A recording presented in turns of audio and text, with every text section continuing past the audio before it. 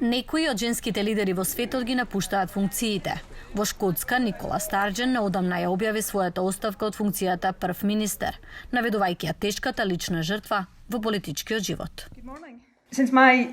Уште од моите први моменти во работата верувам дека дел од професионалното работење е да се знае речиси инстинктивно кога е вистинското време да се направи место за некој друг. Незината партија се сопна во напорите за независност на Шкотска, но Старджен гордо изјави дека сака да поминува повеќе време со семејството. Во Нов Зеланд, Джасинда Ардерн поднесе оставка од премиерската функција во јануари. Додека зголемената инфлација ја намали популарноста на незината партија, Ардерн ги наведе барањата на мајчинството како главна причина за заминување. Знам што е потребно за оваа работа и знам дека веќе немам доволно во резервоарот за да извршувам одговорно. Во представничкиот дом на САД, Ненси Пелоси во ноември се откажа од улогата на спикерка, а во Африка шефицата на Етиопскиот врховен суд Меаза Ашенафи поднесе оставка во јануари. Прашањето е дали е ова големата оставка на жените лидери.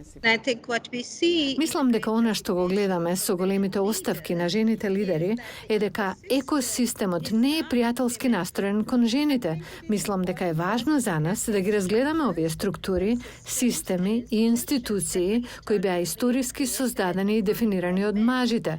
Тие повеќе не се одржливи. Во меѓувреме, едно истражување сугерира дека жените во бизнисот сакаат подобра плата и поголема флексибилност. За нив има поголема веројатност да сакаат да работат од дома и да се грижат за членови на семејството.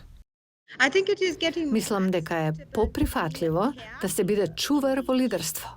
Некои истражувања покажуваат дека колку помалку нежна и понаметлива жената лидерка изгледа, толку понедопадлива се смета дури и за другите жени. Поранешната председателка на Малави, Джойс Банда, изјави за весникот Guardian дека незините најголеми критичари се жените. Но не е се во надолна линија за жените во лидерството.